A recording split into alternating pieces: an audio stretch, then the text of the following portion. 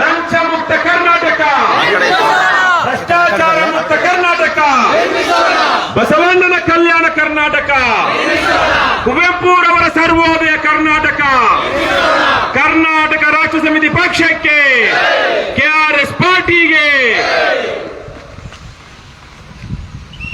ಅವಿಭಜಿತ ಧಾರವಾಡ ಜಿಲ್ಲೆಯ ಇವತ್ತಿನ ಏನು ಹಾವೇರಿ ಜಿಲ್ಲೆ ಇದೆ, ಗದಗ ಜಿಲ್ಲೆ ಇದೆ ಮತ್ತು ಧಾರವಾಡ ಜಿಲ್ಲೆ ಇದೆ, ಇವೆಲ್ಲ ಕೂಡಿದ್ದಂತಹ ಅವಿಭಜಿತ ಧಾರವಾಡ ಜಿಲ್ಲೆಯ ಮಣ್ಣಿನ ಮಗ, ನಮ್ಮ ರಾಜ್ಯ ಕಂಡಂತಹ ಅತ್ಯಂತ ಶ್ರೇಷ್ಠ ಸ್ವಾತಂತ್ರ್ಯೋತ್ತರ ಘಟ್ಟದಲ್ಲಿ ಅತ್ಯಂತ ಶ್ರೇಷ್ಠ ಸಾಮಾಜಿಕ ಹೋರಾಟಗಾರರು ಆಗಿರುವಂತಹ ಶ್ರೀ ಎಸ್.ಆರ್. ಹಿರೇಮಠ್ರೆ, ಕರ್ನಾಟಕ ರಾಷ್ಟ್ರ ಸಮಿತಿ ಪಕ್ಷದ ಹಾವೇರಿ ಜಿಲ್ಲಾ ಘಟಕದ ಅಧ್ಯಕ್ಷರಾಗಿರುವಂತಹ ಧರ್ಮರಾಜ್ ಬಿಂದಲ್ಗಿ ಅವರೇ,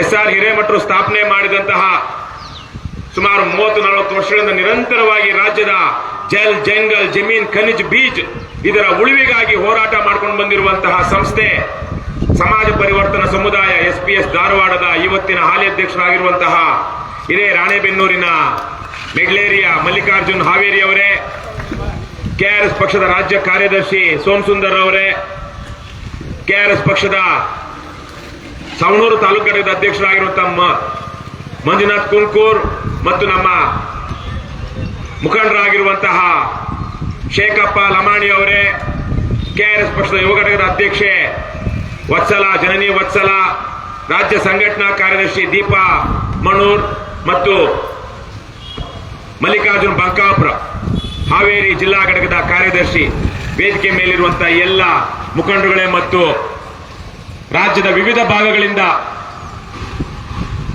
ಶಿಗ್ಗಾಂವ್ ಸವಣೂರಿಗೆ ಬಂದು ಒಂದು ಕ್ರಾಂತಿಯ ಕಾರ್ಯದಲ್ಲಿ ತೊಡಗಿಕೊಂಡಿರುವಂತಹ ಕೆಆರ್ಎಸ್ ಪಕ್ಷದ ವೀರ ಸೈನಿಕರೇ ಹಾಗೂ ಇವತ್ತಿನ ಕಾರ್ಯಕ್ರಮಕ್ಕೆ, ಒಂದು ರಾಜಕೀಯ ಪಕ್ಷದ ಕಾರ್ಯಕ್ರಮಕ್ಕೆ ವಿಶೇಷವಾಗಿ ಎಸ್.ಆರ್. ಹಿರೇಮಠರು ಅವರು ಬಂದಿರೋದನ್ನ ನೋಡಿ ಅವರ ಮಾತುಗಳನ್ನ ಕೇಳಬೇಕು ಅಂತ ಇಲ್ಲಿ ಬಂದು ಕೆಆರ್ಎಸ್ ಪಕ್ಷದ ಕಾರ್ಯಕ್ರಮಕ್ಕೆ ತಾವಾಗಿಯೇ ಸ್ವಯಂ ಪ್ರೇರಣೆಯಿಂದ, ಯಾವುದೇ ಎಣ್ಣೆ ಇಲ್ಲ, ಬಿರಿಯಾನಿ ಇಲ್ಲ, ಆದರೆ ಪ್ರಾಮಾಣಿಕವಾಗಿ ಈ ರಾಜಕೀಯ ಪಕ್ಷದ ವಿಚಾರವನ್ನು ತಿಳಿದುಕೊಳ್ಳಬೇಕು ಅಂತ ಬಂದಿರುವಂತಹ ಸವಣೂರಿನ ಮಹಿಳೆಯರೇ ಮತ್ತು ಮಹನೀಯರೇ, ಎಲ್ರಿಗೂ ನಮಸ್ಕಾರ. ಎಸ್.ಆರ್. ಹಿರೇಮಠರು ನಿಮ್ಗೆಲ್ಲ ಹಲವಾರು ವಿಚಾರಗಳನ್ನ ಹೇಳಿದ್ರು. ಈಗ 80 ನಡೀತಿದೆ ಎಸ್.ಆರ್. ಹಿರೇಮಠರಿಗೆ. 80ರ ಈ ವಯಸ್ಸಿನಲ್ಲೂ ಹಿರೇಮಠರು ಕೇವಲ ಕರ್ನಾಟಕದ ಹಿತವನ್ನಷ್ಟೇ ಗಮನದಲ್ಲಿಟ್ಟುಕೊಂಡು ಹೋರಾಟ ಮಾಡ್ತಾ ಇಲ್ಲ, ಜೀವನವನ್ನ ನಡೆಸ್ತಾ ಇಲ್ಲ. ರಾಷ್ಟ್ರದ, ದೇಶದ ಆಗು ಹೋಗುಗಳನ್ನು ಗಮನದಲ್ಲಿಟ್ಟುಕೊಂಡು ದೇಶದಲ್ಲಿರುವಂತಹ ಭ್ರಷ್ಟ ವ್ಯವಸ್ಥೆಯ ವಿರುದ್ಧವಾಗಿ ತಮ್ಮದೇ ರೀತಿಯಲ್ಲಿ ಕಾರ್ಯೋನ್ಮುಖರಾಗಿರುವಂತಹ ನೂರಾರು ಜನರ ಜೊತೆ ರಾಷ್ಟ್ರಾದ್ಯಂತ ಸಂಪರ್ಕದಲ್ಲಿದ್ದುಕೊಂಡು ಅವರು ದೆಹಲಿ, ಕಲ್ಕತ್ತಾ, ನಾಗ್ಪುರ್, ಬೆಂಗಳೂರು ಹೀಗೆ ದೇಶಾದ್ಯಂತ ಸುತ್ತಾಡ್ತಾ ಈ ವಯಸ್ಸಿನಲ್ಲೂ ನಮ್ಮ ನಾಡಿಗಾಗಿ ಸೇವೆ ಸಲ್ಲಿಸುತ್ತಿದ್ದಾರೆ. ಅವರು 10 ವರ್ಷ ಅಮೆರಿಕದಲ್ಲಿದ್ದಂಥವ್ರು ಅಲ್ಲಿ ಉನ್ನತ ವಿದ್ಯಾಭ್ಯಾಸಕ್ಕೆ ಹೋಗಿ ಅಲ್ಲೇ ಮದುವೆಯಾಗಿ ಅಲ್ಲೇ 10 ವರ್ಷ ಜೀವನ ಸಾಗಿಸಿ ತಮ್ಮ ಪುಟ್ಟ ಮಕ್ಕಳನ್ನ ಕರ್ಕೊಂಡು ಬಂದು ಇವರ ಊರಿಗೆ, ನಮ್ಮ ಮಲ್ಲಿಕಾರ್ಜುನ್ ಹಾವೇರಿ ಅವರ ಊರು ರಾಣೆಬೆನ್ನೂರು ತಾಲೂಕಿನ ತುಂಗಭದ್ರಾ ನದಿಯ ದಡದಲ್ಲಿರುವ ಮೆಡ್ಲೇರಿ, ಅಲ್ಲಿಗೆ ವಾಪಸ್ಸಾಗಿ ಒಂದು ಆದರ್ಶಯುತವಾದ ಜೀವನವನ್ನ ನಡೆಸಿದಂಥವರು. ಮಹಾಭ್ರಷ್ಟರು, ಮಹಾದುಷ್ಟರು, ಅವರು ಹೇಳಿದಂಗೆ ಜನಾರ್ದನ್ ರೆಡ್ಡಿ ಅನ್ನುವಂಥ ಒಬ್ಬ ರಾಕ್ಷಸ ರೀತಿಯ ವ್ಯಕ್ತಿಗಳ ವಿರುದ್ಧವಾಗಿ ಹೋರಾಟವನ್ನ ಮಾಡಿದಂಥವ್ರು. ಅವರು ತಮ್ಮ ವಿಸ್ತೃತವಾದಂತಹ ಹೋರಾಟಗಳಿಗಾಗಿ ಆಗಾಗ ಅದಕ್ಕೆ ಪ್ರೇರಣೆ ಪಡೆಯೋದಿಕ್ಕೆ ಅಥವಾ ಸಂಪನ್ಮೂಲಗಳ ಸಂಗ್ರಹಿಸೋದಿಕ್ಕೆ ಹೋಗ್ತಾ ಇದ್ದಾರೆ. ಅವರು ಹೋಗೋದಿಕ್ಕೆ ಮೊದಲು ಒಂದ್ಸಲ ಮೊನ್ನೆ ತಾನೇ ನೀವು ಶಿಗ್ಗಾವಿಗೆ ಬಂದಿದ್ರಿ, ಸವಣೂರಿಗೆ ಬಂದಿಲ್ಲ, ದಯವಿಟ್ಟು ನೀವು ಸವಣೂರಿಗೂ ಬಂದು ಇಲ್ಲೊಂದಷ್ಟು ಜನರ ಜೊತೆ ಮಾತನಾಡಬೇಕು ಅಂತ ಕೇಳಿದ್ದಕ್ಕೆ ನಮ್ಮ ಮನವಿಗೆ ಓಗೊಟ್ಟು ನಿರಂತರವಾಗಿ ಕೆಆರ್ಎಸ್ ಪಕ್ಷವನ್ನ ಬೆಂಬಲಿಸ್ತಾ ಅದಕ್ಕೆ ಒಳ್ಳೆಯದನ್ನ ಹಾರೈಸ್ತಾ ಕೆಆರ್ಎಸ್ ಪಕ್ಷ ಮಾಡ್ತಾ ಇರುವಂತಹ ಜನಪರ ಹೋರಾಟಗಳನ್ನ ಬೆಂಬಲಿಸ್ತಾ ಬಂದಿರುವಂತಹ ಎಸ್.ಆರ್. ಹಿರೇಮಠರು ಇವತ್ತು ಸಹ ಸವಣೂರಿಗೆ ಬಂದಿದ್ದಾರೆ. ಸವಣೂರಿಗೆ ಬಂದು ನಿಮ್ಗೆ ಇಷ್ಟೊತ್ತೂ ಒಂದಷ್ಟು ಚರಿತ್ರೆಯ ಇತಿಹಾಸದ ವಿಚಾರಗಳನ್ನ ಹೇಳಿದ್ದಾರೆ. ಮಹಾತ್ಮ ಗಾಂಧೀಜಿ ಅವರ ಸ್ವಾತಂತ್ರ್ಯದ ಹೋರಾಟ, ಜವಾಹರ್ಲಾಲ್ ನೆಹರು, ಸರ್ದಾರ್ ವಲ್ಲಭಭಾಯ್ ಪಟೇಲ್, ಖಾನ್ ಅಬ್ದುಲ್ ಗಫಾರ್ ಖಾನ್, ಗಡಿನಾಡ ಗಾಂಧಿ, ಇವರೆಲ್ಲ ಹೇಗೆ ಅಂಬೇಡ್ಕರ್ ಅವರ ಜೊತೆಗೆ ಸೇರಿ ಕೆಲಸ ಮಾಡಿ ನೂರಾರು ಜನರ ಜೊತೆಗೆ ಸೇರಿ ಅವರು ಮಾಡಿದ ಕೆಲಸದಿಂದಾಗಿ ಹುಟ್ಟಿದಂತ ಸಂವಿಧಾನ, ಇವೆಲ್ಲವನ್ನು ಅವರೊಂದಷ್ಟು ವಿಚಾರಗಳನ್ನ ಹೇಳಿ ನಾವು ಹೇಗೆ ದೇಶಾದ್ಯಂತ ಒಂದು ಸಂಚಲನಾತ್ಮಕವಾದಂತಹ ಸಾಮಾಜಿಕ ಹೋರಾಟಗಳನ್ನ ಮಾಡಿದ್ವಿ, ಅದಕ್ಕೆ ಜನರ ಸಹಾಯ ಸಹಕಾರ ಹೇಗಿತ್ತು ಅನ್ನೋದನ್ನು ಸಹ ಅವರು ಹೇಳಿದ್ದಾರೆ. ಅವರೊಂದು ವಿಚಾರವನ್ನ ಬಹಳ ಏನಂತಾರೆ ವಿತ್ ಹಂಬಲ್ನೆಸ್, ವಿನಮ್ರವಾಗಿ ತಿಳಿಸಿದ್ರು. ನಾವು ಮಾಡಿದಂತಹ ಒಂದು ಹೋರಾಟದಿಂದಾಗಿ ಇವತ್ತು 25,000 ಕೋಟಿ ರೂಪಾಯಿ ಸುಪ್ರೀಂ ಕೋರ್ಟ್ನ ಅಧೀನದಲ್ಲಿದೆ ಅಂತ.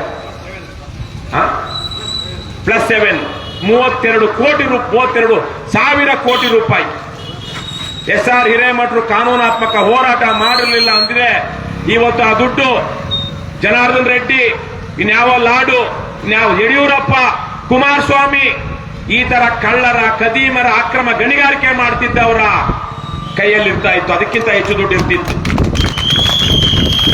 ಇವರು ಹೋರಾಟ ಮಾಡಿದ ಕಾರಣಕ್ಕಾಗಿ ಅಕ್ರಮ ಗಣಿಗಾರಿಕೆ ಮಾಡ್ತಿದ್ದವರಿಂದ ಸರ್ಕಾರ, ಇಲಾಖೆಗಳು, ಅಧಿಕಾರಿಗಳು ರಾಯಧನವನ್ನ ವಸೂಲಿ ಮಾಡೋದಕ್ಕೆ ಮುಂದಾದ್ರು.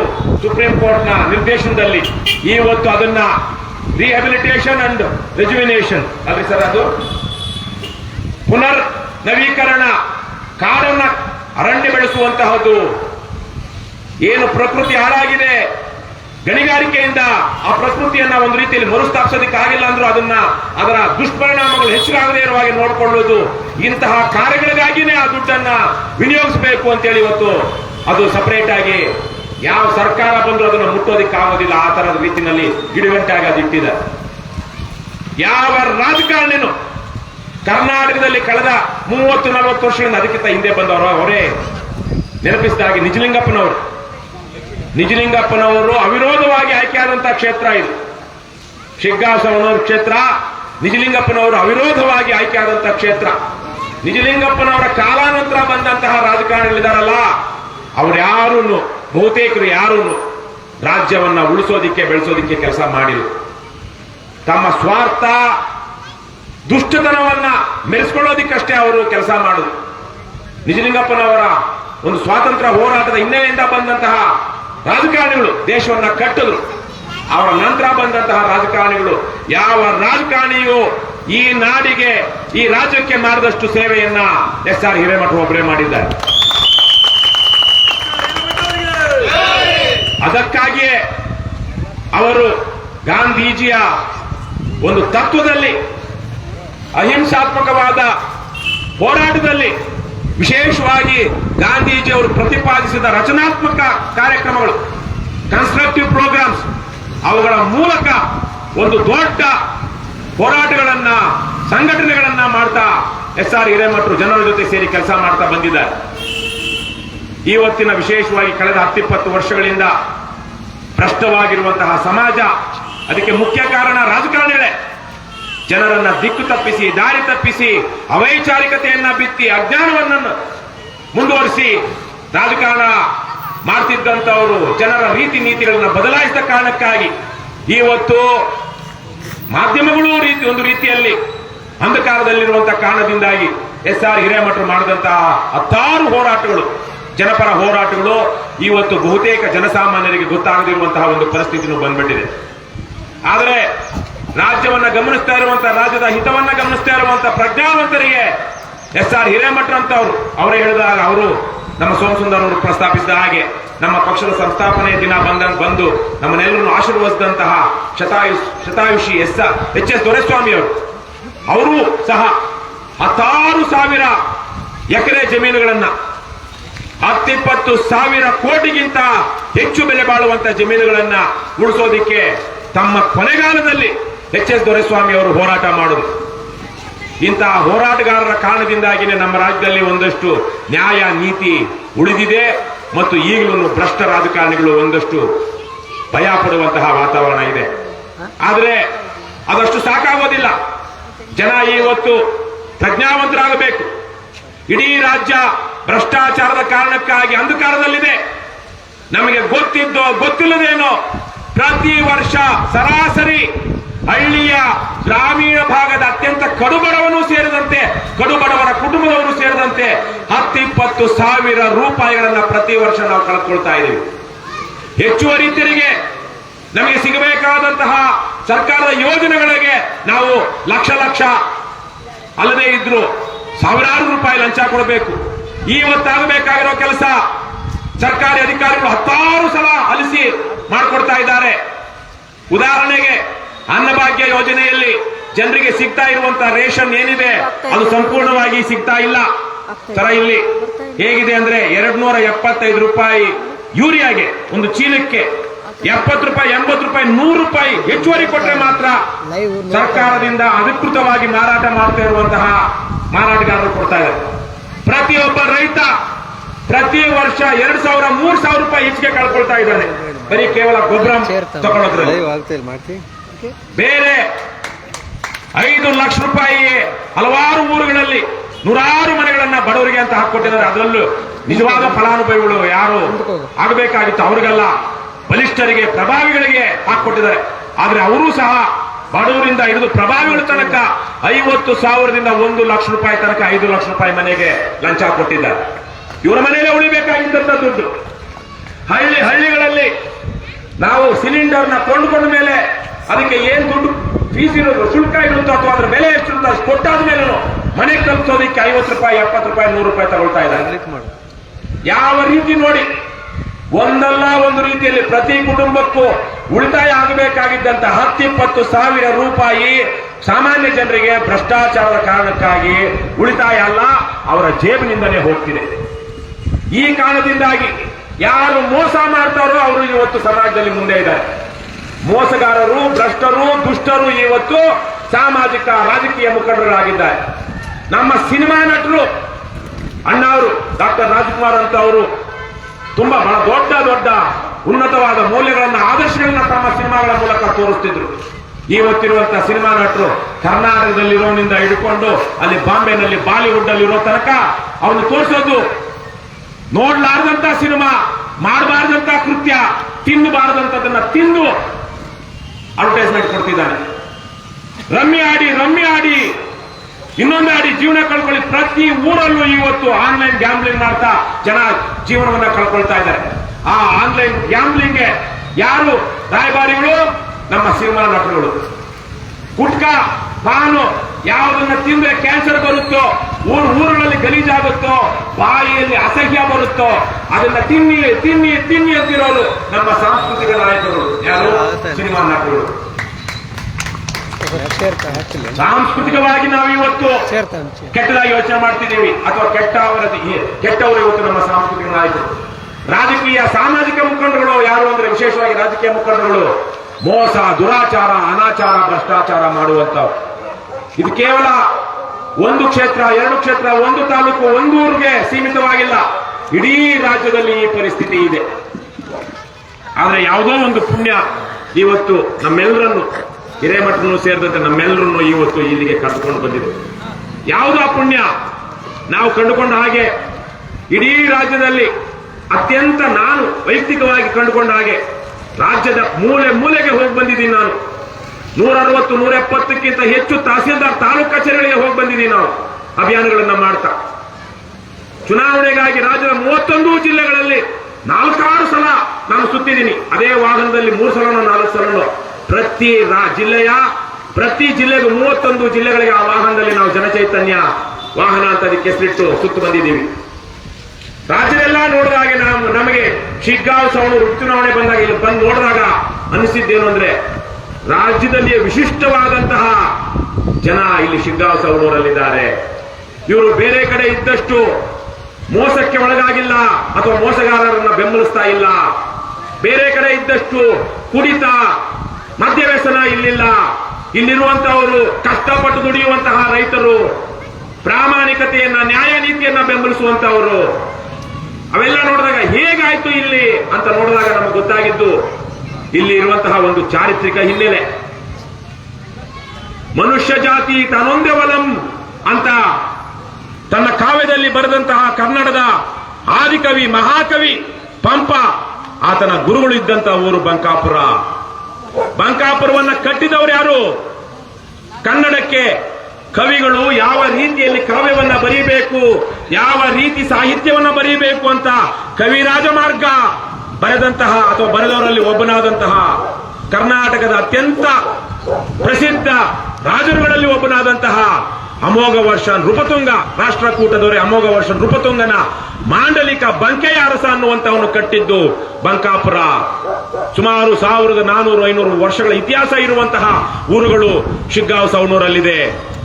ರನ್ನ ಓದಿದ್ದು, ವಿದ್ಯಾಭ್ಯಾಸ ಮಾಡಿದ್ದು ಪಂಪನ ನಂತರ ಕನ್ನಡ ಕಂಡ ಅತ್ಯಂತ ದೊಡ್ಡ ಕವಿ ರನ್ನ ವಿದ್ಯಾಭ್ಯಾಸ ಮಾಡಿದ್ದು ಬಂಕಾಪುರದಲ್ಲಿ.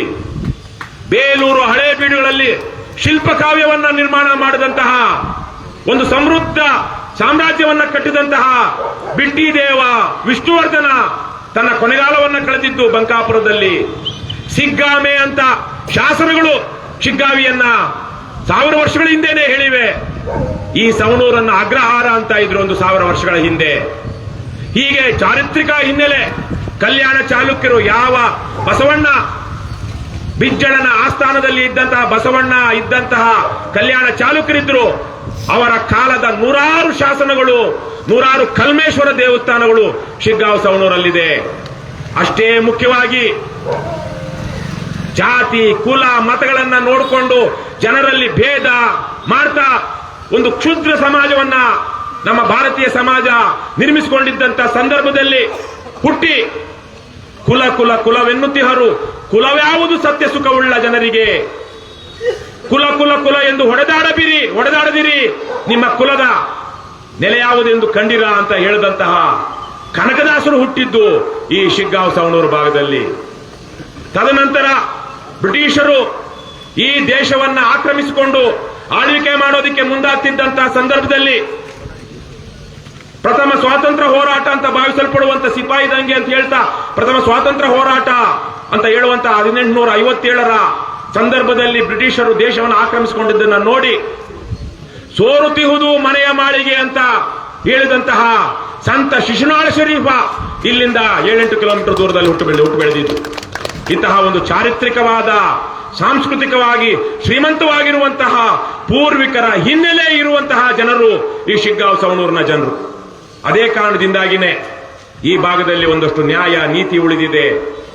ತಮ್ಮ ಎಲ್ಲ ಹಿರೇಮಠರು ಹೇಳಿದಾಗೆ ತಮ್ಮೆಲ್ಲ ಬೇರೆ ಬೇರೆ ರೀತಿಯ ಬದುಕನ್ನ ಬದಿಗಿಟ್ಟು ಇವತ್ತು ನಾಡು ಕಟ್ಟೋದಿಕ್ಕೆ ಈ ಹಳದಿ ಟಿ ಶರ್ಟ್ ಹಾಕೊಂಡು, ಹಳದಿ ಕೆಂಪು ಟಿ ಶರ್ಟ್ ಹಾಕೊಂಡಿರುವಂತಹ ಸೈನಿಕರು ಇವತ್ತು ಶಿಗ್ಗಾಂವ್ ಸವಣೂರಿಗೆ ಬಂದಿದ್ದಾರೆ.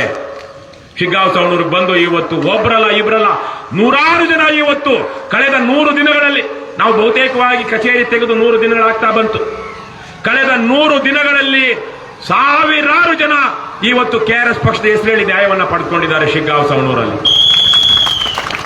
ಅಧಿಕಾರಿಗಳು ಜನ ಬಂದಾಗ ಕೆಲಸ ಮಾಡಿಕೊಡ್ತಿದ್ದಾರೆ. ಕೆಆರ್ಎಸ್ ಪಕ್ಷದ ಕಚೇರಿಯಿಂದ ಫೋನ್ ಮಾಡಿದ್ರೆ ಅಧಿಕಾರಿಗಳು ಓಹೋ ಇವ್ರು ಬಿಡೋದಿಲ್ಲ ಅಂತೇಳಿ ಅವರ ಮನೆಗೆ ಸೌಲಭ್ಯಗಳನ್ನ ತಲುಪಿಸ್ತಾ ಇದ್ದಾರೆ. ಯಾವ ಗೊಬ್ಬರದ ಅಂಗಡಿಯವರು ಜನರಿಗೆ ಮೋಸ ಮಾಡಿ ಗೊಬ್ಬರ ಹೆಚ್ಚುವರಿಯಾಗಿ ದುಡ್ಡು ಪೀಕ್ತಾ ಇದ್ರು ಅವರಿಗೆ ಇವತ್ತು ಶೋಕಾಸ್ ನೋಟಿಸ್ ಹೋಗಿದೆ. ನೀವು ಮೋಸ ಮಾಡಿದ್ರೆ ನಿಮ್ಮ ಲೈಸೆನ್ಸ್ ಅನ್ನ ರದ್ದು ಮಾಡ್ತೀವಿ ಅಂತ ಇವತ್ತು ಸರ್ಕಾರಿ ಅಧಿಕಾರಿಗಳು ಅವರಿಗೆ ಎಚ್ಚರಿಕೆ ಕೊಡ್ತಿದ್ದಾರೆ. ಆ ಪಕ್ಷ ಈ ಪಕ್ಷ ಅಂತಿಲ್ಲ, ಬೇರೆ ಬೇರೆ ಪಕ್ಷಗಳ ಜೆಸಿಬಿ ಅಂತ ನಾವೇನ್ ಹೇಳ್ತೀವಿ, ಇವತ್ತು ರಾಜ್ಯವನ್ನ ಹುಕ್ಕು ಮುರಿತಿರುವಂತಹ ಭ್ರಷ್ಟ ಪಕ್ಷಗಳ ಸ್ಥಳೀಯ ಮುಖಂಡರು ನಮಗ್ ಬಂದು ಸರ ನೀವು ಬಂದ ಮೇಲೆ ನಮ್ಮ ತಾಲೂಕು ಆಫೀಸ್ ಕ್ಲೀನ್ ಆಯ್ತು ನೋಡ್ರಿ ಅಂತ ಹೇಳ್ತಿದ್ದಾರೆ. ಅವ್ರು ನಮ್ಗೆ ಯಾರು ಅಂತ ಗೊತ್ತಿಲ್ಲ, ನಮ್ಮನ್ನ ಹುಬ್ಬಿಸಿ ಅಥವಾ ನಮ್ಮನ್ನ ಹೊಗಳಿ ಅವ್ರಿಗೇನು ಆಗಬೇಕಾಗಿಲ್ಲ. ಆದ್ರೂ ಇವತ್ತು ಒಂದು ಕ್ರಾಂತಿ ಇಲ್ಲ ಈಗಾಗಲೇ ಶುರುವಾಗಿದೆ. 100,000 ಜನ ಅದರ ಫಲಾನುಭವಿಗಳಾಗಿದ್ದಾರೆ ಇವತ್ತು. ಆದರೆ ಇಷ್ಟಕ್ಕೆ ಸಾಲೋದಿಲ್ಲ. ಇಡೀ ರಾಜ್ಯ ಇವತ್ತು ಒಂದು ರೀತಿ ಅಂಧಕಾರದಲ್ಲಿದೆ. ಜೈಲಿಗೆ ಹೋಗಿ ಬಂದಂತ ವ್ಯಕ್ತಿ ರಾಜ್ಯದ ಮುಖ್ಯಮಂತ್ರಿ ಆದರೂ ಒಂದ್ಸಲ ಯಾವ ಹಿರೇಮಠರು ಒಬ್ಬ ವ್ಯಕ್ತಿಯನ್ನ ಸರ್ಕಾರದ ಒಳಗಡೆ ಸೇರಿಸಬಾರದು ಅಂತ ಹೋರಾಟ ಮಾಡ್ತಾ ಕೇವಲ ಎಚ್ ಎಸ್ ದೊರೆಸ್ವಾಮಿ ಅವರು 2013ರಲ್ಲಿ ಕಳಂಕಿತರನ್ನ ಹೊರಗಿಡಿ ಅಂದ ಕಾರಣಕ್ಕಾಗಿ 15-20 ಪೈಸೆ ಪತ್ರದಲ್ಲಿ ಇನ್ಲ್ಯಾಂಡ್ ಕಾರ್ಡ್ ಅಲ್ಲಿ, ಇನ್ಲ್ಯಾಂಡ್ ಏನಂತಾರದ್ದು, ಇನ್ಲ್ಯಾಂಡ್ ಕಾರ್ಡ್ ಏನ 15 ಪೈಸೆ ಇಲ್ಲ, ಇನ್ಲ್ಯಾಂಡ್ ಬೇರೆ ಪೋಸ್ಟ್ ಕಾರ್ಡ್ ಅಲ್ಲಿ ಪತ್ರ ಬರೆದ್ರು ಆವತ್ತು ಮುಖ್ಯಮಂತ್ರಿ ಆಗ್ತಿದ್ದಂತ ಸಿದ್ದರಾಮಯ್ಯನವರಿಗೆ. ಸಿದ್ದರಾಮಯ್ಯನವರು ಅದಕ್ಕೆ ಗೌರವ ಕೊಟ್ಟು ಅವತ್ತು ಡಿ.ಕೆ. ಶಿವಕುಮಾರ್ ಅನ್ನುವಂಥ ಕಳಂಕಿತನನ್ನ ಸಂಪುಟದಿಂದ ಹೊರಗಿಟ್ಟಿದ್ರು. ಮತ್ತೆ ಆತನನ್ನ ಸಂಪುಟಕ್ಕೆ ತೆಗೆದುಕೊಳ್ಳುವಂತಹ ಪರಿಸ್ಥಿತಿ ಬಂತು. ಅವಾಗ ಎಸ್.ಆರ್. ಹಿರೇಮಠರ ಜೊತೆಗೆ ಅದನ್ನ ಬಹಳ ಜನ ರಾಜ್ಯಾದ್ಯಂತ ಖ್ಯಾತಿ ಪಡೆದಂತಹ ಒಂದು ಇಂಟರ್ವ್ಯೂ ನಡೀತು. ಆ ಭ್ರಷ್ಟ ತದನಂತರದಲ್ಲಿ ಜೈಲಿಗೂ ಹೋಗಿ ಬಂದ. ಇವತ್ತು ಸಿದ್ದರಾಮಯ್ಯನ ಮೇಲೇನು ಕಳಂಕ ಇದೆ. ಡಿ.ಕೆ. ಶಿವಕುಮಾರ್ ಜೈಲಿಗೆ ಹೋಗಿ ಬಂದಂತ ಡಿ.ಕೆ. ಶಿವಕುಮಾರ್ ಇವತ್ತು ಸಿದ್ದರಾಮಯ್ಯನವರ ಉಪಮುಖ್ಯಮಂತ್ರಿ. ಈ ತರಹದ ಜೈಲಿಗೆ ಹೋಗಿ ಬಂದಂತವರು ಮುಖ್ಯಮಂತ್ರಿ, ಜೈಲಿಗೆ ಹೋಗಿ ಬಂದು ಈಗಲೂ ತನಿಖೆ ಎದುರಿಸ್ತಾ ಇರುವಂತಹ ವ್ಯಕ್ತಿ ಉಪಮುಖ್ಯಮಂತ್ರಿ. ಎಫ್ಐಆರ್ ಹಾಕಿಸಿಕೊಂಡು ಲೋಕಾಯುಕ್ತ ಪೊಲೀಸರ ಮುಂದೆ ಹಾಜರಾಗಬೇಕಾಗಿರುವಂತಹ ವ್ಯಕ್ತಿ ಇವತ್ತು ನಮ್ಮ ಮುಖ್ಯಮಂತ್ರಿ. ಇದು ನಮ್ಮ ದೌರ್ಭಾಗ್ಯ, ದುರದೃಷ್ಟ. ಒಂದು ಸಂದರ್ಭದಲ್ಲಿ ಎಸ್.ಆರ್. ಹಿರೇಮಠರಂತ ಅವರು ಮಾಡಿದಂತಹ ಹೋರಾಟದ ಕಾರಣಕ್ಕಾಗಿ, ಸಂತೋಷ್ ಹೆಗಡೆ ಅವರು ಬರೆದಂತಹ ರಿಪೋರ್ಟ್ನ ಕಾರಣಕ್ಕಾಗಿ, ಮಧುಕರ್ ಶೆಟ್ಟಿ ಅನ್ನುವಂಥ ಒಬ್ಬ ಪ್ರಾಮಾಣಿಕ ದಕ್ಷ ಅಧಿಕಾರಿ ಇದ್ದ ಕಾರಣಕ್ಕಾಗಿ, ಕೃಷ್ಣಯ್ಯ ಶೆಟ್ಟಿ ಅನ್ನುವಂಥ ಒಬ್ಬ ಶಾಸಕ, ಜನಾರ್ದನ್ ರೆಡ್ಡಿ ಅನ್ನುವಂಥ ಒಬ್ಬ MLC, ಹರ್ತಾಳ್ ಹಾಲಪ್ಪ ಅನ್ನುವಂಥ ಒಬ್ಬ MLA, ಯಡಿಯೂರಪ್ಪ ಅನ್ನುವಂಥ ಒಬ್ಬ ಮಾಜಿ ಮುಖ್ಯಮಂತ್ರಿ ಆಗಿದ್ದಂತ MLA, ಇನ್ನೊಬ್ಬ ಯಾರೋ ಇದ್ದಾರೆ, ಒಟ್ಟು 6 ಜನ ಒಂದೇ ಸಮಯದಲ್ಲಿ ಜೈಲಲ್ಲಿದ್ರು. ಜನಾರ್ದನ್ ರೆಡ್ಡಿ, ಕಟ್ಟಾ ಸುಬ್ರಹ್ಮಣ್ಯ ನಾಯ್ಡು, ಕೃಷ್ಣಯ್ಯ ಶೆಟ್ಟಿ, ಹರ್ತಾಳ್ ಹಾಲಪ್ಪ, ಯಡಿಯೂರಪ್ಪ. 2009-10 ಸಂದರ್ಭದಲ್ಲಿ 5 ಜನ ನಮ್ಮ ಜನಪ್ರತಿನಿಧಿಗಳು ಜೈಲಲ್ಲಿದ್ರು. ಇವತ್ತು ಇಬ್ಬರು ಜನಪ್ರತಿನಿಧಿಗಳು, ಒಬ್ಬ ಅಂತೂ ಮಾಜಿ ಪ್ರಧಾನಿಯ ಮಗ, ಇವತ್ತಿನ ಕೇಂದ್ರ ಸಚಿವರ ಅಣ್ಣನ ಮಗ, ಒಬ್ಬ ಮಾಜಿ ಮಂತ್ರಿಯ ಮಗ. ಅವನು ಮಾಡಬಾರದಂತಹ ರಾಕ್ಷಸಿ ಪೈಶಾಚಿಕ ಕೃತ್ಯ ಬಾಯಲ್ಲಿ ಹೇಳಬಾರ್ದು, ಆದರೂ ಇದು ದಾಖಲಾಗಬೇಕು ಅಂತ ಹೇಳ್ತಾ ಇದ್ದೀನಿ. ಅಪ್ಪ ಮಗ ಇಬ್ರು ಸೇರ್ಕೊಂಡು ತನ್ನ ಹೆಂಡತಿಯ ವಯಸ್ಸಿನ ಹೆಣ್ಣು ಮಗಳ ಮೇಲೆ ಅತ್ಯಾಚಾರ ಮಾಡ್ತಾನೆ ಅಪ್ಪನಾದಂತವನು. ತನ್ನ ತಾಯಿಯ ವಯಸ್ಸು ಆಕೆಗೆ, ಅದೇ ಹೆಣ್ಣು ಮಗಳನ್ನ ಅವನ ಮಗನು ಅತ್ಯಾಚಾರ ಮಾಡ್ತಾನೆ. ಇವತ್ತು ಕೋರ್ಟ್ಗಳಲ್ಲಿ ಸಾಕ್ಷ್ಯ ಬರೀತಿದ್ದಾರೆ. ಅವನು ಇವತ್ತು ಜೈಲಲ್ಲಿದ್ದಾನೆ. ದೇಶದ ಪ್ರಧಾನಿಯಾಗಿದ್ದಂತವರ ಮೊಮ್ಮಗ MP ಆಗಿದ್ದವನು ಜೈಲಲ್ಲಿ. ಅದೇ ರೀತಿಯಲ್ಲಿ ಇನ್ನೊಬ್ಬ ಅವನು ಮಾಡಿದಷ್ಟು ಬಹುಶಃ ಅವನಿಗೆ ಪ್ರಕೃತಿ ಕೊಡುತ್ತೆ ಶಿಕ್ಷೆ. ಮುನಿರತ್ನ ಅನ್ನೋನಿಗೆ ಇವತ್ತು ನಾನು ಪತ್ರಿಕೆಯಲ್ಲಿ ಓದ್ತಾ ಇದ್ದೇನೆ, ನಿನ್ನೆನೋ ಇವತ್ತು, ಹೆಣ್ಣು ಮಕ್ಕಳನ್ನ ಬಳಸ್ಕೊಂಡು ಅವನು ಏನೆಲ್ಲ ನೀಚ ಕೃತ್ಯಗಳನ್ನ ಮಾಡಿದ್ದಾನೆ. ಯಾರ್ಯಾರಿಗೋ ಕಳಿಸೋದು, ವಿಡಿಯೋ ಮಾಡಿಸ್ಕೊಳ್ಳೋದು, ಅದನ್ನ ಬ್ಲಾಕ್ ಮೇಲ್ ಮಾಡೋದು. ರೌಡಿ, ಪುಟ್ಟ ರೌಡಿ ಅವನು. ಕಾಂಗ್ರೆಸ್ನವರು ಮೆರೆಸಿದ್ರು. ಒಂದು ದೌರ್ಭಾಗ್ಯದ ಸಂಗತಿ ಅಂದ್ರೆ, ಈ ತರ ಬೆಂಗಳೂರಲ್ಲಿ ಒಂದು ಕಾಂಪೌಂಡ್ ಕಟ್ಟಿದ್ದ ಅವನು ಒಂದು 15 ವರ್ಷದಿಂದ. ಆ ಕಾಂಪೌಂಡ್ ಎಷ್ಟು ಕಳಪೆ ಕಾಮಗಾರಿ ಅಂದ್ರೆ, ಒಬ್ಬ ಹೆಣ್ಣುಮಗಳು ಮಳೆನಲ್ಲಿ ನೆನ್ಕೊಂಡು ಹೋಗ್ತಾ, ಮಳೆ ಬರ್ತಾ ಇದೆಯಮ್ಮ, ನಾನು ತಡವಾಗ್ತಾ ಇದೆ, ಇಲ್ಲಿ ಬರ್ತಾ ಇದ್ದೀನಿ ರಸ್ತೆಯಲ್ಲಿ ಅಂತ ಅಮ್ಮನಿಗೆ ಫೋನ್ ಮಾಡಿ ಹೇಳ್ತಾ ಇರ್ತಾಳೆ. ಆ ಮಳೆನಲ್ಲಿ ಕಟ್ಟಿದ್ದಂತ ಕಾಂಪೌಂಡ್ ಕುಸಿದು ಬಿದ್ದು ಆ ಹೆಣ್ಣುಮಗಳು ಕಾಂಪೌಂಡ್ ಕೆಳಗಡೆ ಬಿದ್ದು ಸತ್ತೋದ್ರು. ಆವತ್ತು ಅವನು ಕಾರ್ಪೊರೇಟರ್ ಆಗಿದ್ದ, MLA ಆಗಿದ್ದ. ಒಂದು ಸಲ ನಾವು ಯಾವ್ದಾದ್ರು MLA ಆಗಿ MP ಆದ್ರೆ MLA ರಾಜೀನಾಮೆ ಕೊಡಬೇಕಾಗುತ್ತೆ. ಆವತ್ತಿದ್ದಂತ ಕಾನೂನು, ಅವನು MLA ಆಗಿದ್ರು ಅವನು ಕಾರ್ಪೊರೇಟರ್ ಆಗಿದ್ದ. ಇವತ್ತು ಜೈಲಲ್ಲಿರುವಂತ ಮುನಿರತ್ನ. ಆವತ್ತಿನಿಂದ ಅವನು ಕಾಂಗ್ರೆಸ್ ಅಲ್ಲಿದ್ದ. ಆಪರೇಷನ್ ಮಲ, ಬಿಜೆಪಿಯವರು ಮಲ ಅಂತೇನೋ ಮಾಡಿದ್ರಲ್ಲ, ಆಪರೇಷನ್ ಮಲ ಮಾಡಿದ್ಮೇಲೆ ಈಗ ಬಿಜೆಪಿಲಿ ಇದ್ದಾನೆ ಅವನು. ಇವತ್ತಿಗೂ ಬಿಜೆಪಿಯವರು ಅವನನ್ನ ವಜಾ ಮಾಡಿಲ್ಲ. ಅವನು ಸಿಡಿಗಳನ್ನಿಟ್ಕೊಂಡು ಬ್ಲಾಕ್ ಮೇಲ್ ಮಾಡ್ತಾ ಎಷ್ಟೆಲ್ಲ ಜನರಿಗೆ ಏನೆಲ್ಲ ಮೋಸ ಮಾಡಿದ್ದು ಅನ್ನೋ ಗೊತ್ತಿಲ್ಲ. ಹಿರೇಮಠರು ಗೊತ್ತಿರಬಹುದು, ಒಬ್ಬ IAS ಆಫೀಸರ್ ಬೇಸರ, ಒಬ್ಬ ಹೆಣ್ಮಗಳ IAS ಆಫೀಸರು, ಏನೋ ಮದ್ದಿನೇನಿ ಅಂತ, ತುಳಸಿ ಏನೋ ಮದ್ದಿನೇನಿ ಅಂತ ಏನೋ, ಆಕೆಯ ಗಂಡ IFS ಆಫೀಸರ್ ಅಂತೆ. ಅವನನ್ನ ಹನಿ ಟ್ರಾಪ್ ಮಾಡಿಸಿ ಅವನ ಮೇಲೆ ಯಾರೋ ಹೆಣ್ಣುಮಗಳು ಅತ್ಯಾಚಾರದ ಕೇಸ್ ಹಾಕಿದ್ರೆ, ಅತ್ಯಾಚಾರದ ಕೇಸು ಯಾರು ಕೊಟ್ಟಿದ್ದಾಳೋ ಅವಳನ್ನೇ ಒಂದು ರೀತಿಯಲ್ಲಿ ಬ್ಲಾಕ್ ಮೇಲ್ ಮಾಡಿ ಆಕೆ ಕೇಸನ್ನ ವಾಪಸ್ ತಗೊಳ್ಳೋದು ಮಾಡಿದ್ದಕ್ಕೆ ಆ IAS ಆಫೀಸರ್ 400 ಕೋಟಿ ರೂಪಾಯಿಯ ಕಾಮಗಾರಿಯನ್ನ ಅವನ ಕ್ಷೇತ್ರಕ್ಕೆ ಕೊಟ್ಲಂತೆ. IAS ಆಫೀಸರ್ ಆಗಿದ್ದವಳು ರಾಜರಾಜೇಶ್ವರಿ ನಗರದ ಕಾನ್ಸ್ಟಿಟ್ಯೂನ್ಸಿಗೆ 400 ಕೋಟಿ ರೂಪಾಯಿಯ ಕಾಮಗಾರಿ ಕೊಟ್ಲಂತೆ. ಇವರು ನಮ್ಮ IAS ಆಫೀಸರ್ಗಳು. ನಮ್ಮ ಮಂತ್ರಿಗಳು, ಮುಖ್ಯಮಂತ್ರಿಗಳು, ರಾಜಕಾರಣಿಗಳೇ ಇಷ್ಟು ಭ್ರಷ್ಟರು ನೀಚರು ಆಗಿರುವಾಗ ಅಧಿಕಾರಿಗಳು ತಾನೇ ಏನು ಮಾಡ್ತಾರೆ? ಊರಿಗೆ ತಂದೆ ತಾಯಿ ತರ ಇರಬೇಕಾಗಿದ್ದವರೇ ಮಾಡಬಾರ್ದ ದುಷ್ಕೃತ್ಯಗಳನ್ನ, ನೀಚ ಕೃತ್ಯಗಳನ್ನ ಮಾಡಿದ್ರೆ ಯಾರು ಕಾಪಾಡೋದಿಕ್ಕಾಗುತ್ತೆ? ಇಂತಹ ದೌರ್ಭಾಗ್ಯದ ಪರಿಸ್ಥಿತಿ ನಮ್ಮ ರಾಜ್ಯದಲ್ಲಿದೆ. ಅದೇ ಕಾರಣದಿಂದ ಶ್ರೀಮಂತವಾದ ರಾಜ್ಯ ನಮ್ಮದು, ಸಮೃದ್ಧವಾದ ರಾಜ್ಯ ನಮ್ಮದು. 3,70,000 ಕೋಟಿ ರೂಪಾಯಿಗಳ ವಾರ್ಷಿಕ ಬಜೆಟ್ ಕರ್ನಾಟಕ ರಾಜ್ಯದ್ದು. ಅಂದ್ರೆ ಒಂದು ದಿವಸಕ್ಕೆ 1,000 ಕೋಟಿ ರೂಪಾಯಿ ನಮ್ಮ ತೆರಿಗೆಯ ಹಣ ಸರ್ಕಾರಕ್ಕೆ ಹೋಗ್ತಾ ಇದೆ. ಆ 1,000 ಕೋಟಿ ರೂಪಾಯಿಗಳನ್ನ ಸರ್ಕಾರ ಜನರಿಗಾಗಿ, ಜನರ ಕಲ್ಯಾಣಕ್ಕಾಗಿ ಖರ್ಚು ಮಾಡ್ತಾ ಇದೆ. ಜನರ ಕಲ್ಯಾಣ ಆಗಿದೆಯಾ? ಬಡತನ ಹೋಗಿದೆಯಾ? ಹೋಗಿದೆಯಲ್ರಣ್ಣ? ರೈತರ ಸಂಕಷ್ಟ ನೀಗಿದೆಯಾ? ಕಳೆದ ವರ್ಷ ಈ ಭಾಗದಲ್ಲಿ ಭೀಕರ ಬರಗಾಲ, ಬೆಳೆ ಆಗಲಿಲ್ಲ, ಪೀಕ್ ಬರಲಿಲ್ಲ. ಈ ವರ್ಷ ಬರದಿಂದ ಅತಿವೃಷ್ಟಿಯಿಂದಾಗಿ, ಪ್ರವಾಹದಿಂದಾಗಿ, ಒಂದು ರೀತಿಯ ಪ್ರವಾಹ ಸ್ಥಿತಿಯಿಂದಾಗಿ ಮಳೆ ಹೆಚ್ಚಾಗಿ ಪೀಕ್ ಬರಲಿಲ್ಲ. 2 ವರ್ಷ 3 ವರ್ಷ ರೈತರು ನಷ್ಟ ಆದರೆ ಅವರು ಸಾಲ ಮಾಡ್ಕೊಳ್ತಾರೆ. ಇಡೀ ರಾಜ್ಯದಲ್ಲಿ ತಲಾವಾರು ಸಂಖ್ಯೆಯಲ್ಲಿ ಅತ್ಯಂತ ಹೆಚ್ಚು ರೈತರು ಕಳೆದ 1.5 ವರ್ಷದಲ್ಲಿ ಆತ್ಮಹತ್ಯೆ ಮಾಡಿಕೊಂಡಿರುವುದು ಹಾವೇರಿ ಜಿಲ್ಲೆಯಲ್ಲಿ ಸರ್. ಇದರ 4 ಪಟ್ಟು ಇರುವಂತಹ ಬೆಳಗಾಂನಲ್ಲಿ 200 ಚಿಲ್ಲರೆ ಜನ, 220, 230 ಜನ ಆತ್ಮಹತ್ಯೆ ಮಾಡಿಕೊಂಡಿದ್ರೆ, ಬೆಳಗಾಂ ಜಿಲ್ಲೆಯ 4ರ 1 ಭಾಗ ಇರುವಂತಹ ಹಾವೇರಿ ಜಿಲ್ಲೆಯ 1ರಲ್ಲಿಯೇ 200 ಜನ ಆತ್ಮಹತ್ಯೆ ಮಾಡಿಕೊಂಡಿದ್ದಾರೆ. ಯಾಕೆಂದ್ರೆ 2 ವರ್ಷ 3 ವರ್ಷ ಬರಗಾಲ, ಮಳೆ ಈ ತರಕ್ಕಾದ್ರೆ ರೈತರು ಹೇಗೆ ಬದುಕ್ತಾರೆ? ಆದ್ರೆ ನಮ್ಮದು ಶ್ರೀಮಂತವಾದ ರಾಜ್ಯ. ನಾನು ಪದೇ ಪದೇ ಹೇಳ್ತಾ ಇರುವ ಹಾಗೆ, ಮೊನ್ನೆ ತಾನೇ 3 ದಿವಸದ ಟ್ರಿಪ್ ಹೋಗಿ ಬಂದ್ರು ನಮ್ಮ ನರೇಂದ್ರ ಮೋದಿ, ದೇಶದ ಪ್ರಧಾನಮಂತ್ರಿ. ಅವರು ಬಳಸುವಂತಹ ಏರ್ ಇಂಡಿಯಾ 1, ಅಮೆರಿಕದಲ್ಲಿ ಏರ್ ಫೋರ್ಸ್ 1 ಅಂತ ಅಲ್ಲಿನ ಪ್ರೆಸಿಡೆಂಟ್ ಬಳಸೋದು. ನಮ್ಮ ಇಂಡಿಯಾದ ಪ್ರಧಾನಮಂತ್ರಿ ಬಳಸುವಂತಹ ವಿಮಾನದ ಹೆಸರು ಏರ್ ಇಂಡಿಯಾ 1. ಅದರ ಬೆಲೆ 9,000 ಕೋಟಿ ರೂಪಾಯಿ. 9,000 ಕೋಟಿ ರೂಪಾಯಿ. ನಮ್ಮ ರಾಜಕಾರಣಿಗಳು, ಸರ್ಕಾರ ಶ್ರೀಮಂತವಾಗಿದೆ, ಜನ ಭಿಕಾರಿಗಳಾಗಿದ್ದಾರೆ. ಸಾಮಾಜಿಕ ನ್ಯಾಯ ಇಲ್ಲ, ಬಡತನ ನೀಗಿಲ್ಲ. ಮಕ್ಕಳಿಗೆ ಒಳ್ಳೆ ವಿದ್ಯಾಭ್ಯಾಸ ಕೊಡೋದಕ್ಕೆ ಸರ್ಕಾರಿ ಶಾಲೆಯಲ್ಲಿ ಓದ್ತಿರುವಂತಹ ಮಕ್ಕಳಿಗೆ ಒಳ್ಳೆ ವಿದ್ಯಾಭ್ಯಾಸ ಸಿಗ್ತಾ ಇಲ್ಲ. ಮೈದಾನಗಳಿಲ್ಲ, ಪ್ರಯೋಗಾಲಯ ಇಲ್ಲ. ನಾವು 57 ಹಳ್ಳಿಗಳಲ್ಲಿ ಖುದ್ದು ನಾನು ಜನಸಂವಾದ ಕಾರ್ಯಕ್ರಮವನ್ನು ಮಾಡಿದ್ದೀನಿ. ಯಾವ ಹಳ್ಳಿಲಿ ಹೋಗ್ಲಿ, ಹಿರಿಯ ಪ್ರಾಥಮಿಕ ಶಾಲೆ ಇರ್ಬೋದು, ಹಿರಿಯ ಪ್ರಾಥಮಿಕ ಶಾಲೆ ಇರ್ಬೋದು, ಪ್ರೌಢಶಾಲೆ ಇರ್ಬೋದು, ಬಹುತೇಕ ಶಾಲೆಗಳಲ್ಲಿ ಗ್ರಂಥಾಲಯ ಇಲ್ಲ, ಪ್ರಯೋಗಾಲಯ ಇಲ್ಲ. ನಗರಗಳಲ್ಲಿ ಅಥವಾ ಶ್ರೀಮಂತರ ಮಕ್ಕಳು ಓದುವಂತಹ ಶಾಲೆಗಳಲ್ಲಿ ಎಲ್ಲ ಸೌಲಭ್ಯಗಳಿದ್ದು ಓದ್ತಾ ಇರುವಂತಹ ಮಕ್ಕಳ ಜೊತೆ ಗ್ರಾಮೀಣ ಭಾಗದ ಮಕ್ಕಳು ಹೇಗೆ ಸ್ಪರ್ಧೆ ಮಾಡೋದಕ್ಕೆ ಸಾಧ್ಯ ಆಗುತ್ತೆ? ಹೇಗೆ ಇವರು ಅವರ ಜೊತೆಗೆ ನಿಂತು ಇವರು ಸಹ ಡಾಕ್ಟರು, ಇಂಜಿನಿಯರು, ಲಾಯರು, ಆಫೀಸರು ಆಗೋದಕ್ಕೆ ಹೇಗೆ ಸಾಧ್ಯ ಆಗುತ್ತೆ? ಇವರು ಶಾಶ್ವತವಾಗಿ ನಿರಂತರವಾಗಿ 1-2 ತಲೆಮಾರುಗಳ ಕಾಲ ಇವರು ಬಡತನದಲ್ಲಿ ಹಿಂದುಳಿದೇ ಬದುಕಬೇಕಾದಂತಹ ಏನಂತಾರೆ ಕೃತಕವಾದ ವಾತಾವರಣವನ್ನು ಇವತ್ತು ನಾವು ಸೃಷ್ಟಿ ಮಾಡಿಬಿಟ್ಟಿದ್ದೀವಿ. ಇದೆಲ್ಲ ಬದಲಾಗಬೇಕು ಅಂತಲೇ ನಿರಂತರ ಹೋರಾಟವನ್ನ ಕರ್ನಾಟಕ ರಾಷ್ಟ್ರ ಸಮಿತಿ ಪಕ್ಷ ಮಾಡ್ಕೊಂಡು ಬಂದಿದೆ. ಎಸ್ ಆರ್ ಹಿರೇಮಠ ಅಂತವ್ರು, ಎಚ್ ಎಸ್ ದೊರೆಸ್ವಾಮಿ ಅಂತವ್ರು ನಮಗೆ ಪ್ರೇರಣಾದಾಯಿಗಳಾಗಿದ್ದಾರೆ. ಅದೇ ಕಾರಣದಿಂದಾಗಿನೇ ನಾವು ಶೀಲ ಮತ್ತು ಶಿಸ್ತು ಅಂತ ಹೇಳ್ತಾ ಯಾವುದೇ ರಾಜಿ ಮಾಡಿಕೊಳ್ಳದೆ, ಇವತ್ತು ರಾಜಕಾರಣ ಕೆಟ್ಟಿರೋದೇ ಹಣದಿಂದಾಗಿ ಮತ್ತು ಜಾತಿಯಿಂದಾಗಿ. ಹಾಗಾಗಿ ನಾವು ಹಣ ತಂದಿದ್ದು ದಂಧೆ ಅಂತ ಮಾಡಬಾರದು, ಜನರ ಸಹಭಾಗಿತ್ವದಲ್ಲಿ ಆಗಬೇಕು ಅಂತೇಳಿ ಜನರಿಂದ ದೇಣಿಗೆ ಸಂಗ್ರಹಿಸ್ತಾ ನಿಸ್ವಾರ್ಥದಿಂದ ಆದರೆ ಧೈರ್ಯದಿಂದ ಕೆಲಸ ಮಾಡ್ತಿರುವಂತಹ 100 ಸೈನಿಕರನ್ನ ಕಟ್ಕೊಂಡು ಇವತ್ತು ನಾವು ಹೋರಾಟ ಮಾಡ್ತಿದ್ದೀವಿ. ಶಿಗ್ಗಾಂವ್ ಸವಣೂರಿನ ಜನ ಅದರ ಅನುಭವವನ್ನು ಪಡಿತಿದ್ದಾರೆ ರಾಜ್ಯದ ಎಲ್ಲರಿಗಿಂತ ಮೊದಲು. ಹಾಗಾಗಿ ಯಾವುದೋ ಒಂದು ಪುಣ್ಯ, ನಿಮ್ಮ ಪುಣ್ಯ ನಮ್ಮನ್ನ ಇಲ್ಲಿ ತನಕ ಕರ್ಕೊಂಡು ಬಂದಿದೆ.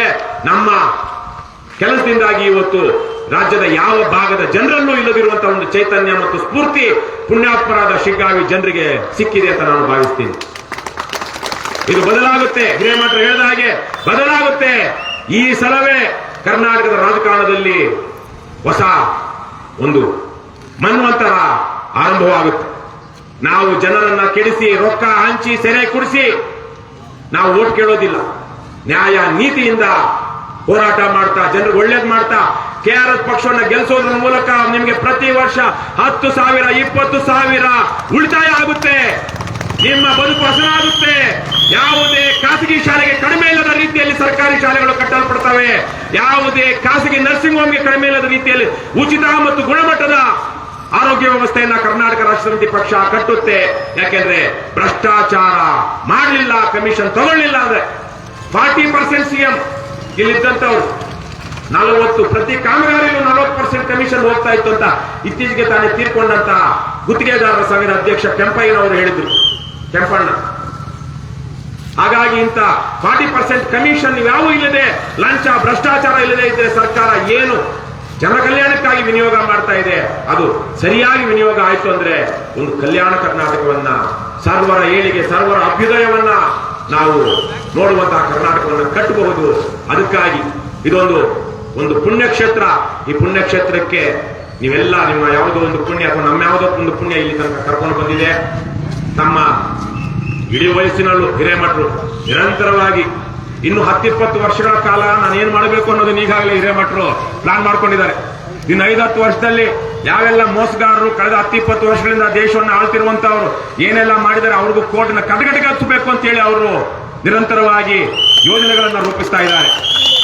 ಹಾಗಾಗಿ ಅವರಿಗೆ ಹೇಗೆ ಅವರ ಒಂದು ಉಪಸ್ಥಿತಿ ನಮ್ಗೆಲ್ರಿಗೂ ಶಕ್ತಿ ಮತ್ತು ಚೈತನ್ಯ ಮತ್ತು ಪ್ರೇರಣೆಯನ್ನ ಕೊಡುತ್ತೋ, ನಾವು ಮಾಡ್ತಿರುವಂತಹ ಕೆಲಸವೂ ಸಹ ಅವ್ರಿಗೂ ಒಂದು ರೀತಿಯಲ್ಲಿ ಇಂಡೈರೆಕ್ಟ್ ಆಗಿ ಸ್ಫೂರ್ತಿಯನ್ನ ಪ್ರೇರಣೆ ಕೊಡಲೇಬೇಕು. ಯಾಕಂದ್ರೆ ಇದನ್ನ ಮುಂದುವರಿಸುವಂತವರಾಗ್ಲಿ ಅಥವಾ ನಾವು ಏನ್ ಹೇಳ್ತಾ ಇದ್ದೀವಿ ಅದನ್ನ ಆ ವಿಚಾರವನ್ನ ಆದರ್ಶವನ್ನ ಸ್ವೀಕರಿಸಿ ಹೋರಾಟ ಮಾಡ್ತಿರುವಂತ ನೂರಾರು ಜನ ಇದ್ದಾರೆ. ಹಾಗಾಗಿ ನಮ್ಮ ಬದುಕಿಗೂ ಒಂದು ದೊಡ್ಡ ಸಾರ್ಥಕತೆ ಇದೆ ಅನ್ನುವಂಥದ್ದು ಸಹ ಅವ್ರಿಗೂ ಸಹ ಇರುತ್ತೆ.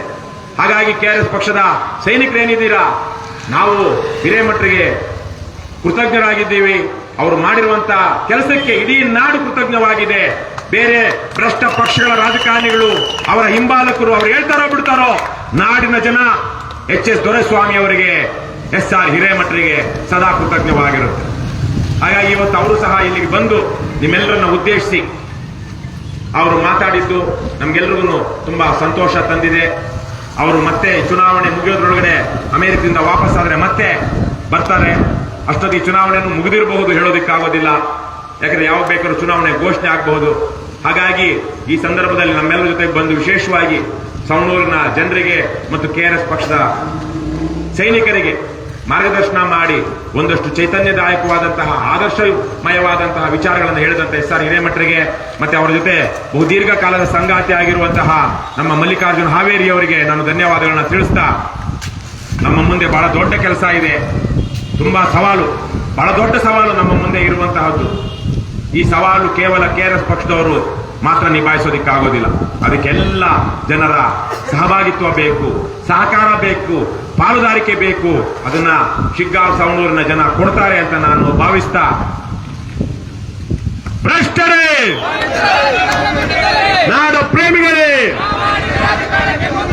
ಲಂಚ ಮುಕ್ತ ಕರ್ನಾಟಕ, ಭ್ರಷ್ಟಾಚಾರ ಮುಕ್ತ ಕರ್ನಾಟಕ, ಬಸವಣ್ಣನ ಕಲ್ಯಾಣ ಕರ್ನಾಟಕ, ಕುವೆಂಪುರವರ ಸರ್ವೋದಯ ಕರ್ನಾಟಕ, ಕರ್ನಾಟಕ ರಾಷ್ಟ್ರ ಸಮಿತಿ ಪಕ್ಷಕ್ಕೆ, ಕೆಆರ್ಎಸ್ ಪಾರ್ಟಿಗೆ ಬಿಡುಗಡೆ ಬಿಡುಗಡೆ, ಬೆಂಬಲಿಸಿ ಬೆಂಬಲಿಸಿ, ವೋಟು ಮಾಡಿ, ಡೊನೇಟ್ ಮಾಡಿ.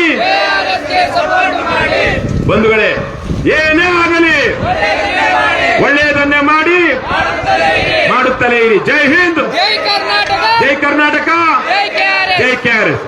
ಶಿಗ್ಗಾವಿ ಮತ್ತು ಸವಣೂರಿನ ಸಮಸ್ತ ನಾಗರಿಕ ಬಂಧುಗಳಿಗೆ, ಎಸ್.ಆರ್. ಹಿರೇಮಠರಿಗೆ ಎಲ್ರಿಗೂ ನಮಸ್ಕಾರ, ಧನ್ಯವಾದಗಳು. ಒಳ್ಳೆಯದಾಗುತ್ತೆ.